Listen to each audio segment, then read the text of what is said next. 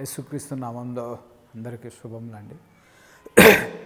సత్యవాక్యము కార్యక్రమాన్ని వింటున్న మీ అందరినీ మరి ఒక రీతిగా కలుసుకోవడానికి దేవుడు నాకు మంచి సమయం అనుగ్రహించి ఉన్నాడు.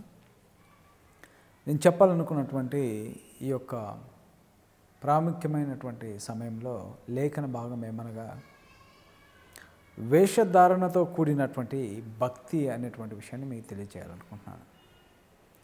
భక్తి దేవుని యందు భయభక్తులు కలిగి జీవించుట అది వేషధారణతో ఉండకూడదు.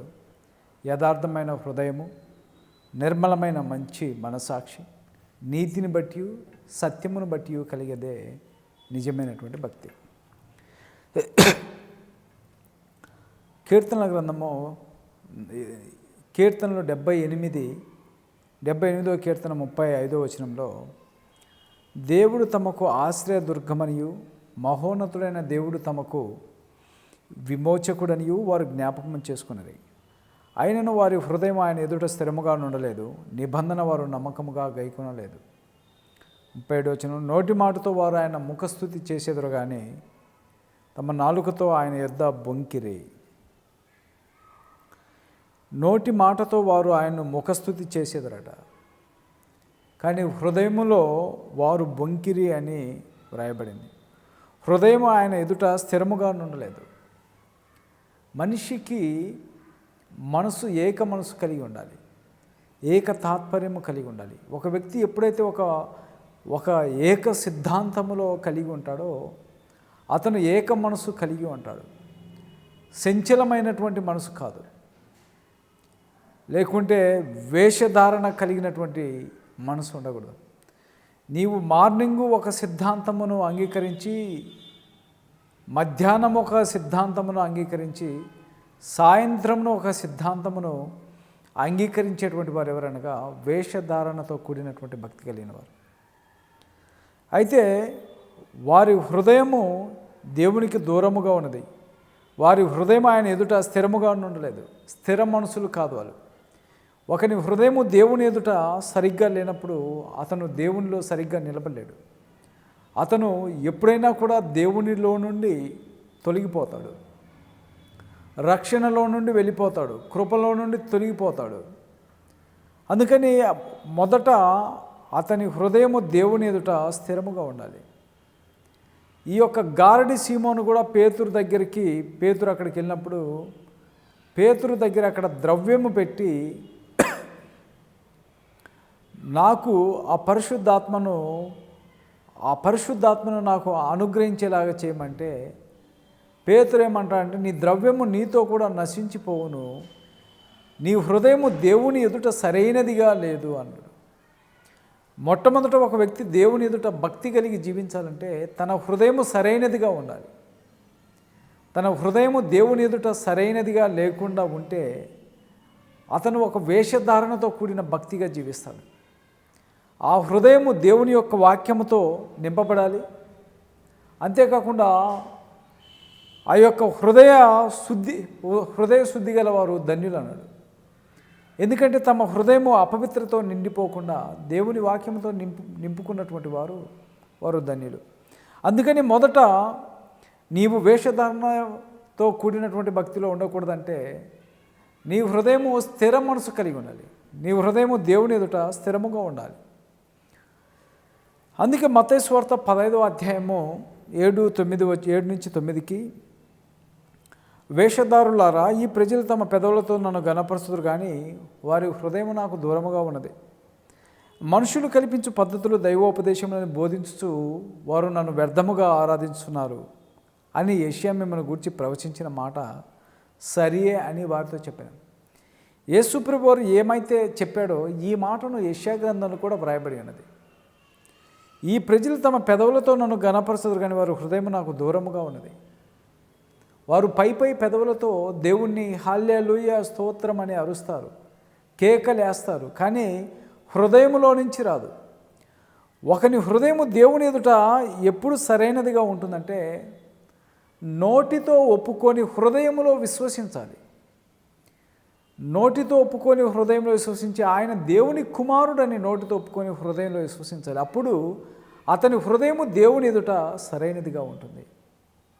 అందుకే హృదయము మోసకరమైనది, అది ఘోరమైన వ్యాధి కలది. ఈ హృదయము ఎటువంటిదంటే అది ఘోరమైన వ్యాధి అండి. చెప్పాలంటే ఈ ప్రపంచంలో అతి భయంకరమైన వ్యాధి కలిగినది ఏమనగంటే హృదయము. దాన్ని శుద్ధి చేసుకునేవాడు ఎవడని కూడా బైబిల్ గ్రంథంలో వ్రాయబడింది.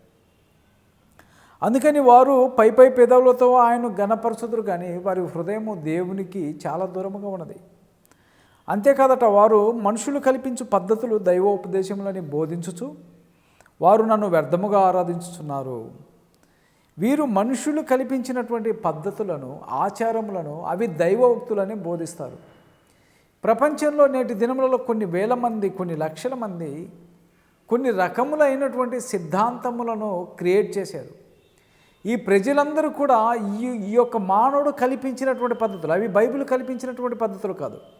వారు బైబిల్ కల్పించినటువంటి సత్యవాక్యమును పద్ధతులను మరచిపోయి మానవుడు కల్పించిన పద్ధతుల్లోనికి వీరు వెళ్ళిపోయి దేవుని యొక్క ఉగ్రతకు వారు పాత్రులై ఉన్నారు. అందుకే వారి హృదయము దేవునికి చాలా దూరముగా ఉన్నదట. దీన్ని హెజ్కేలు గ్రంథంలో కూడా, హెజ్కేలు గ్రంథము 33:31 నా జనులు రాదగిన విధముగా వారు నీ యొద్దకు వచ్చి నా జనులైనట్టుగా నీ యొద్ద కూర్చుండి మాట విందురు కానీ వాటిని అనుసరించి ప్రవర్తించరు.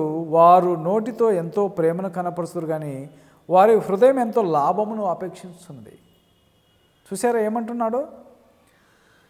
నీ మాట విందురు కానీ వాటిని అనుసరించి ప్రవర్తింపరు.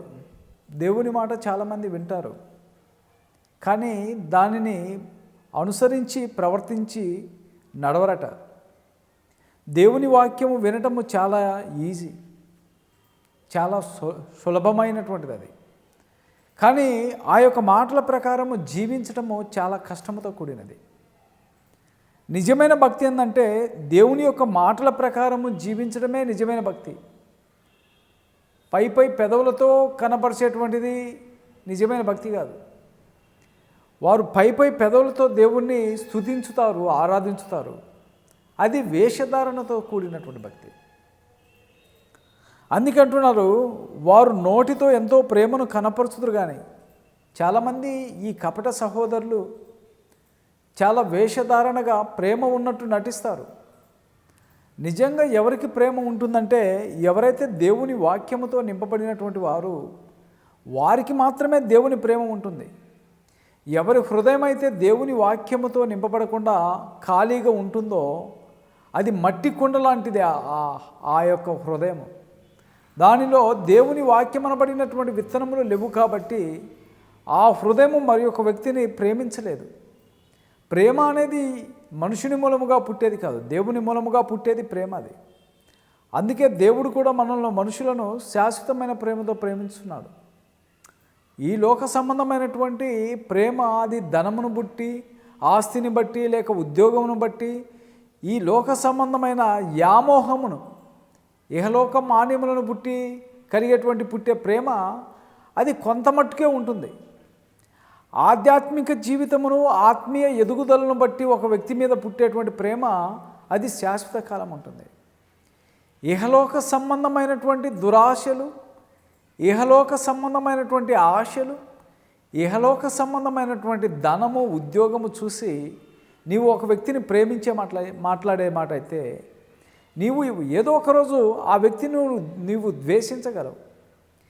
అయితే నీలో పుట్టేటువంటి ప్రేమ అది క్రీస్తులో నుంచి పుట్టాలి, అది శాశ్వతముగా ఉంటుంది. నీ సహోదరుడు ఏ పరిస్థితిలో ఉన్నా కూడా నీవు ప్రేమించగలవు. వారు నోటితో ఎంతో ప్రేమను కనపరుస్తారు, కానీ వారి హృదయం ఎంతో లాభమును అపేక్షిస్తున్నది. లాభమును అపేక్షిస్తుందంటే వారి హృదయము. అందుకే వారి హృదయము ధనాపేక్ష కలిగినటువంటి వారు. సౌలు, రాజనబడినటువంటి సౌలు చాలా భక్తిపరుడుగా నటించాడు.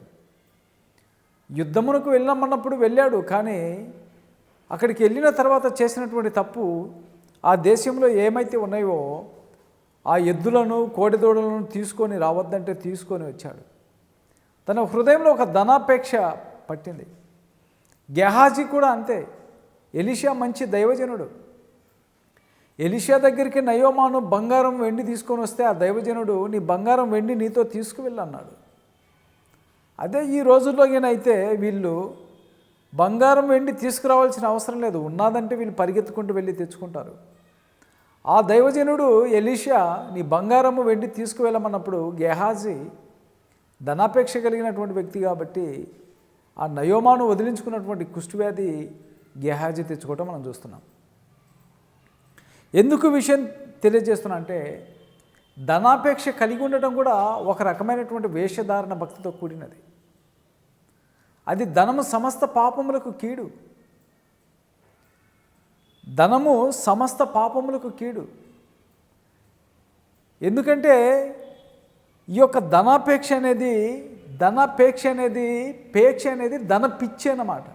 అది ఒక మెంటల్, అది ఒక పిచ్చి. అందుకే ప్రపంచంలో చాలామంది ధనము కోసము హత్యలు చేయటము, ధనము కోసము టెర్రరిస్టులుగా మారటము, ధనము కోసము రకరకాల వేషధారణతో కాకుండా అపవిత్రంగా జీవించడానికి ప్రయత్నం చేస్తున్నారు. కారణం అనగా ధనాపేక్ష, లేకుంటే దాన్ని ధనపిచ్చి అని కూడా పిలుస్తారు. అయితే ఒకని హృదయము దేవుని ఎదుట ఎప్పుడైతే సరైనదిగా ఉంటుందో అప్పుడు అతను వేషధారణతో కూడినటువంటి భక్తిలో కాకుండా సత్యములో జీవించగలడు. తీతుకు రాసినటువంటి పత్రిక 1వ అధ్యాయం 16వ వచనంలో పౌలు తీతుకు ఇలాగ చెప్పుచున్నాడు, దేవుని ఎరుగుదమని వారు చెప్పుకుందరు కానీ అసహ్యులను అవిధేయులను ప్రతి సత్కార్యము విషయమైన భ్రష్టులై ఉండి తమ క్రియల వలన ఆయన ఎరుగమన్నట్టు ఉన్నారు. వీళ్ళు మొట్టమొదట దేవుని ఎరుగుదము అని భక్తిపరులాగా చెప్పుకుంటారట. కానీ వాళ్ళు ఎవరంట? అసహ్యులు, అవిధేయులు, ప్రతి సత్కార్యమునకు విషయమై భ్రష్టులై ఉన్నటువంటి వాళ్ళు తమ క్రియల వలన ఆయన ఎరుగమన్నట్టు ఉన్నారు. దేవుని యొక్క భక్తి ఏంటంటే తమ యొక్క క్రియల వలనే భక్తి. నీవు చేసేటువంటి ఒక మంచి కార్యములే అవి భక్తి. వాటిని వదిలిపెడతారట వీళ్ళు. వాళ్ళు ఎవరంటే అసహ్యులు, అవిధేయులు. వీరు వేషధారణతో కూడిన భక్తికి సంబంధించినటువంటి వారు. ఇదే మత్తయి సువార్త 23వ అధ్యాయం 23వ వచనంలో యేసుప్రభువు వారు ఈ శాస్త్రులతోటి ఎలా మాట్లాడుతున్నాడో మనం గమనించుదాం. అయ్యో వేషధారులైన శాస్త్రులారా, పరిసయ్యులారా, మీరు పుదీనాలోను సోపులోను జీలకర్రలోను 10వ వంతు ఇచ్చి ధర్మశాస్త్రమును ప్రధానమైన విషయంలోను అనగా న్యాయమును కనికరమును విశ్వాసమును విడిచిపెట్టిరి, వాటిని మానక వీటిని చేయవలసి నేను. నిజమైన భక్తి చాలామంది ఏమనుకుంటారంటే దశమ భాగము అని ఒకటి పెట్టారు కదా, కానుక ఇవ్వటమే నిజమైన భక్తి అనుకుంటారు. నువ్వు నిజమైన భక్తి కానుక ఇవ్వటము నిజమైన భక్తి కాదు. లేకుంటే ఆదివారము ఆరాధనకు వచ్చి ప్రభురాత్రి భోజనము లేకుండా నెలకొకసారి నువ్వు ప్రభురాత్రి భోజనం తీసుకుంటే అది నిజమైన భక్తి కాదు. అది అసలు ఆరాధనే కాదు. అది వేషధారణతో కూడినటువంటి భక్తి. ప్రపంచంలో ప్రభురాత్రి భోజనము చాలా మందిరాల్లో నెలకొకసారి 3 నెలలకోసారి ఇస్తారు. వారు ప్రతి ఆదివారము రొట్టె విరిసెను. వీరు ఎప్పుడు విరుస్తారట? ఎప్పుడో నెలకోసారి. అది ఆరాధన కాదు. నువ్వు అటువంటి ఆరాధనకి వెళ్ళే మాట అయితే ఆ యొక్క ఆరాధనలో నుంచి నువ్వు తొలగిపోవాలి. ఈ శాస్త్రులు పరిచయలు కూడా పుదీనాలోను సోపులోను జీలకర్రలోను 10వ వంతు చెల్లించి అదేదో భక్తి అనుకుంటారు. కానీ వారి హృదయం మాత్రం దేవునికి ఇవ్వరు. దేవుడు మీ యొక్క పైన ఉన్నటువంటి వేషధారణ చూడడు, మీ యొక్క అంతరంగమును చూస్తాడు. హస్తకృత్యములతో కట్టిన ఆలయంలో దేవుడు నివాసము చేయడు. మన హృదయమే దేవుని యొక్క ఆలయము. Do you not know that you are the temple of God? If you destroy the temple of God, God will destroy అని. నీవే దేవుని ఆలయము. దేవుని ఆలయంలో నీవు పాడు చేసినట్లయితే దేవుడు నిన్ను పాడు చేయననింది. అందుకే ఈ శాస్త్రుల పరిచయలను ప్రభు వేషధారులారా అనేవాడు. వేషధారులైన శాస్త్రుల పరిచయలారా, మీరు జీలకర్రలోను పుదీనాలోను ఇచ్చి భక్తిపరులాగా అనుకుంటారు వాళ్ళు. అది వేషధారణతో కూడినటువంటి భక్తి. లూకా సువార్త 13వ అధ్యాయం 15వ వచనంలో అందుకు ప్రభు వేషధారులారా, మీలో ప్రతివాడును విశ్రాంతి దినమున తన ఎద్దునైనను గాడిదైనను గాడి యొద్ద నుండి విప్పి తోలుకొని పొయ్యి నీళ్లు పెట్టును కదా. ఇదిగో 18 ఏళ్ల నుండి సాతాను బంధించే అబ్రహాము కుమార్తె అయిన విశ్రాంతి దినమున ఈ కట్ల నుండి విడిపింపబడుట తగును కదా అని అతనితో చెప్పాను. చాలామంది భక్తి ఏమనుకుంటారంటే విశ్రాంతి దినమును పాటించడమే నిజమైన భక్తి అనుకుంటారండి. ఈ యొక్క విశ్రాంతి దినం అనబడినటువంటిది యూదులకు ఇవ్వబడినటువంటిది, ఇజ్రాయెల్కి ఇవ్వబడినటువంటిది. ఇజ్రాయెల్కి ఇవ్వబడినటువంటి ఈ విశ్రాంతి దినము ఆచరిస్తే దేవుని ఆరాధన చేసినట్లు అనుకుంటారు.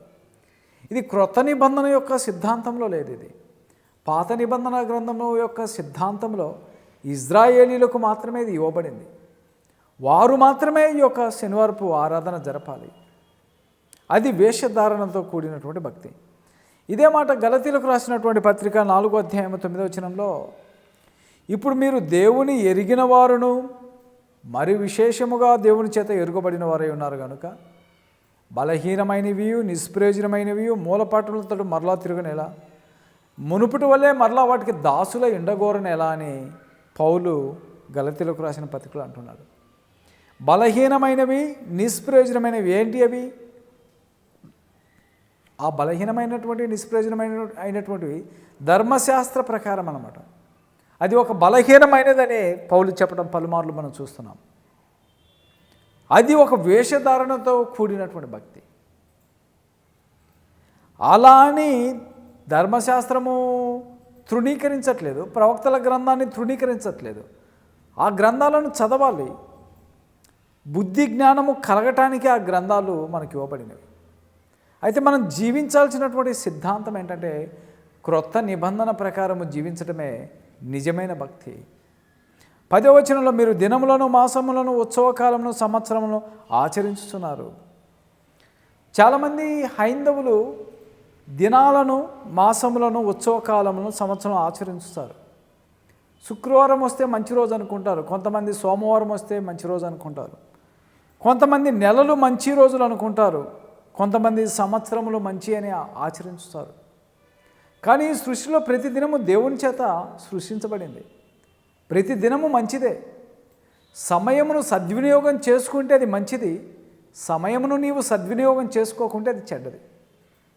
దేవుడిచ్చినటువంటి సమయమును సద్వినియోగం చేసుకోకుండా, దేవునిలో జీవించకుండా పాపంలో, అపవిత్రమైన జీవితంలో, వ్యభిచారంలో నువ్వు ఇలా జీవించినట్లయితే ఆ దినములు నీకు చెడ్డవి. దేవుని దృష్టిలో దినములు చెడ్డవి కాదు.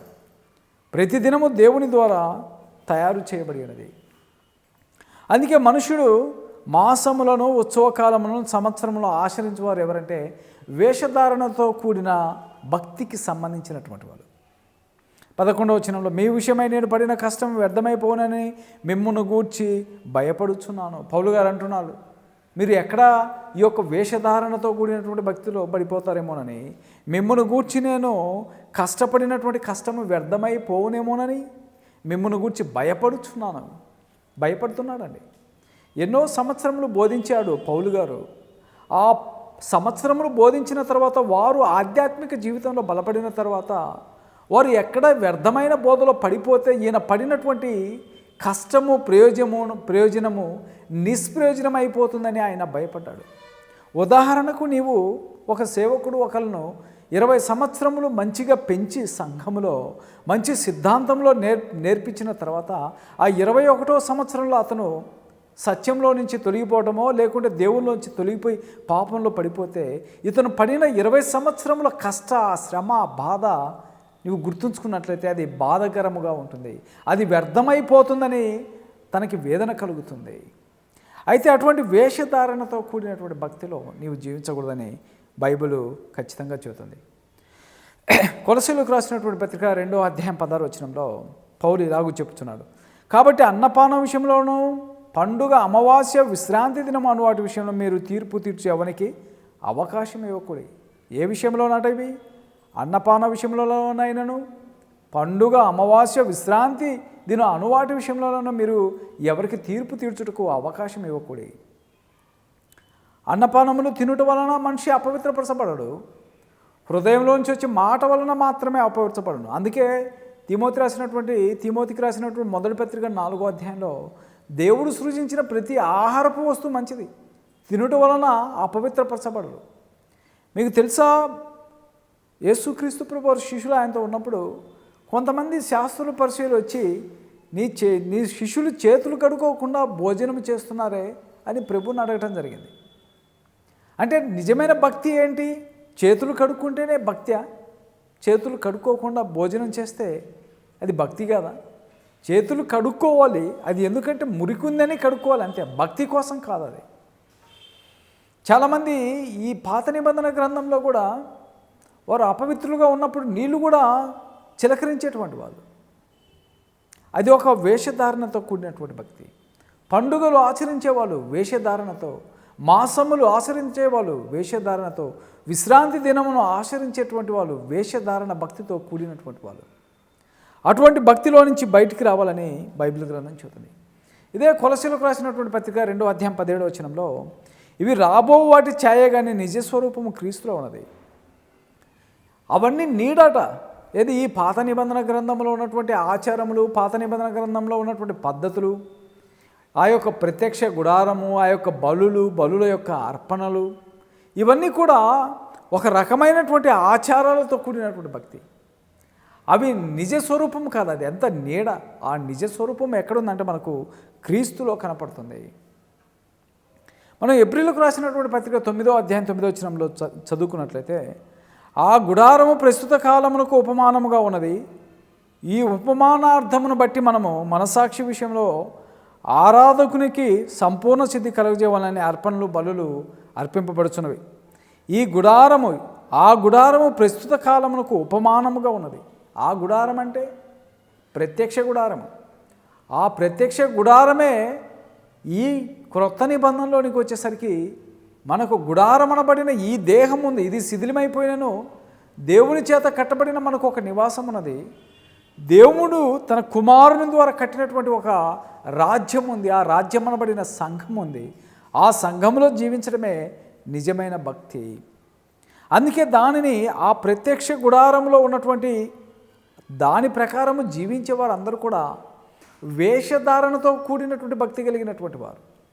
అయితే నిజమైన భక్తి కలిగినటువంటి వాళ్ళు ఎవరనగా క్రొత్త నిబంధన సిద్ధాంత ప్రకారము జీవించేటువంటి వారు నిజమైన భక్తికి సంబంధించినటువంటి వారు. ఇంకా చెప్పాలంటే అసలు నిజమైన భక్తి ఏంటి అనేటువంటి విషయాలు మనము లేఖనంలో పరిశోధించినట్లయితే, యాకోబు రాసినటువంటి పత్రిక 1వ అధ్యాయం 27వ వచనంలో, తండ్రి అయిన దేవుని ఎదుట పవిత్రములను నిష్కలంకములనైనను భక్తి ఏదనగా దిక్కులేని పిల్లలను విధవరాలను వారి ఇబ్బందులను పరామర్శించుటయు ఏహలోక మాన్యము తనకు అంటకుండా తాను కాపాడుకునుటే. ఏంటంట నిజమైన భక్తి? దిక్కులేని పిల్లలను విధవరాలను వారిని ఇబ్బందుల్లోనూ పరామర్శించుటయు. చాలామంది రోడ్ల మీద అనాథలుగా పడిపోయారు. చాలామంది తల్లిదండ్రులు పిల్లలను కనేసి రోడ్ల మీద వేసేశారు. ఈవెన్ జంతువులు మేలు మనుషుల కంటే ఒక రీతిగా చెప్పాలంటే. ఈరోజు జంతువులైనా కుక్కను పట్టుకుంటే తన పిల్లను పట్టుకుంటే వచ్చి కరుస్తుంది. ఈవెన్ జంతువులు తమ పిల్లలను సరిగ్గా పెంచుకుంటున్నాయి. మనిషిగా పుట్టినవాడు పిల్లలను కని రోడ్ల మీద వేసేస్తున్నారు. అతను చచ్చిపోయిందా బ్రతికిండా పట్టించుకోవట్లేదు, ఉన్నడా లేడా అని తెలియట్లేదు. బాధ్యత లేనటువంటి తల్లిదండ్రులు పిల్లలపైన. కారణం ఏంటంటే వారిలో సరైనటువంటి దైవికమైనటువంటి భక్తి లేకపోవటం. తల్లిదండ్రుల్లో కూడా దైవికమైనటువంటి భక్తిగా ఉంటే వారు తమ పిల్లలను సరిగ్గా పెంచుతారు, భక్తిలో పెంచుతారు. ఉదాహరణకి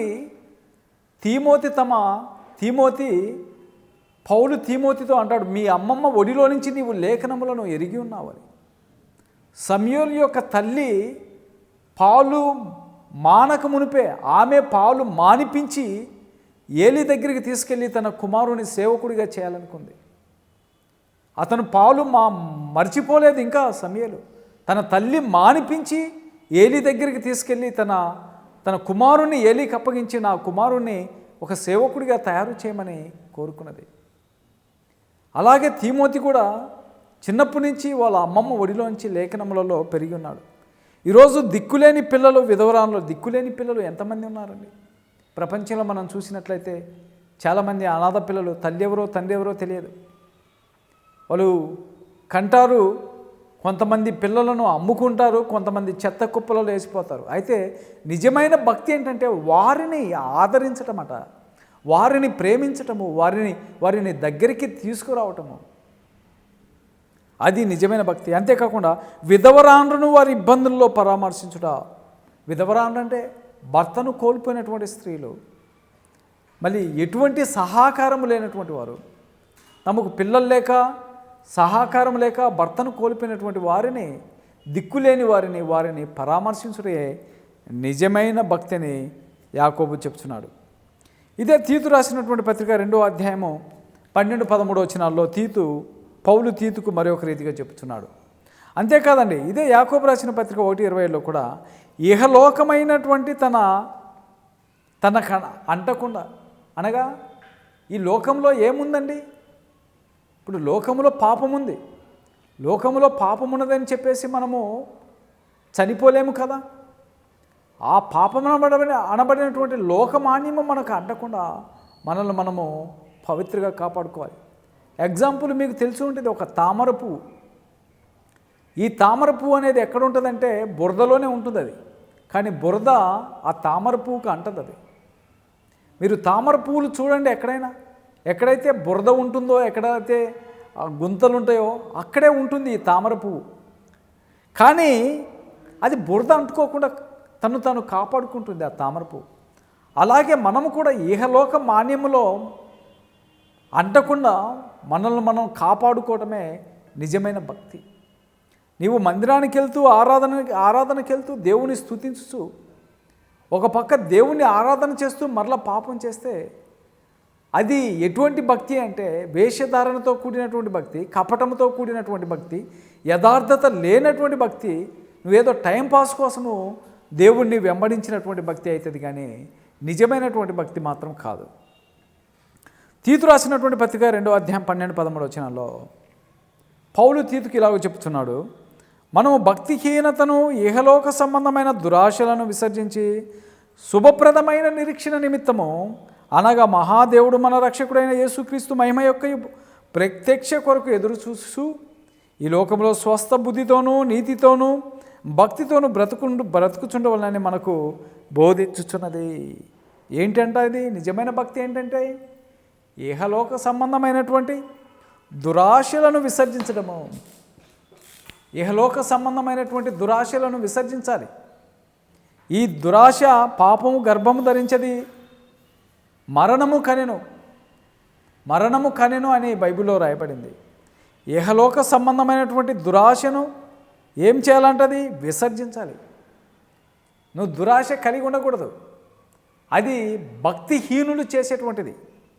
శుభప్రదమైన నిరీక్షణ నిమిత్తం మనకు నిరీక్షణ ఉంది. మనము నిరీక్షణ లేని ఇతరుల వల్ల మనం జీవించకూడదు. మనకు ఉన్నటువంటి నిరీక్షణ ఏంటంటే మనం మరణిస్తే, అనగా మనం చనిపోతే, క్రీస్తునందు నిద్రిస్తే మనకు దేవుడు క్రీస్తు ద్వారా మనకు నిత్య జీవము అనుగ్రహిస్తాడనేటువంటి ఒక నిరీక్షణతో బ్రతుకుతున్నాం. ఆ నిరీక్షణ ఏంటంటే మన కొరకు నిత్య జీవం ఉన్నదని, మనకు ఒక నిత్య జీవము పరలోకము ఉన్నదనేటువంటి ఒక నిరీక్షణ కోసం బ్రతుకుతాం. అదే నిరీక్షణ గిన లేకుంటే, మనకు పరలోకం ఉందనే నిరీక్షణ గిన లేకుంటే వీరు సరైనటువంటి భక్తిలో జీవించలేరు. అందరూ పాపంలోనే జీవిస్తారు. మనకున్న నిరీక్షణ ఏంటంటే ఈ మట్టి దేహము ఏదో ఒక దినమున మనము ఈ దేహాన్ని వదిలిపెట్టి వెళ్ళిపోవాలి. నీకు ఎంత డబ్బు ఉన్నా, ఎంత ఆస్తి ఉన్నా, ఎంత ఉద్యోగం ఉన్నా, ఎంత చదువు ఉన్నా, లేకుంటే ఎంత అర్హతలు ఉన్నా, లేకుంటే ఎంత పలుకుబడి ఉన్నా, ఎంత గొప్ప కుటుంబం అయినా కూడా ఈ మట్టి దేహాన్ని వదిలిపెట్టి వెళ్ళిపోవాలి. అందుకని ఈ దేహాన్ని వదిలిపెట్టి వెళ్ళిపోయిన తర్వాత నీవు వెళ్ళేటువంటి మార్గము ఏదో సరైనదిగా నువ్వు నిర్ణయించుకోవాలి. మనకంటూ ఒక నిరీక్షణ కలిగి జీవించాలి. ఆ నిరీక్షణ, మన నిరీక్షణ ఏంటంటే పరలోకము, నిత్య జీవము కోసము. అందుకే 13వ వచనంలో, అనగా మహాదేవుడు మన రక్షకుడైన యేసుక్రీస్తు మహిమ యొక్క ప్రత్యక్ష కొరకు ఎదురు చూసు, ఆయన రెండో రాకడలో వస్తాడని, ఆయన మహిమ కొరకు ప్రత్యక్ష కొరకు ఎదురు చూడటమే నిజమైన భక్తి.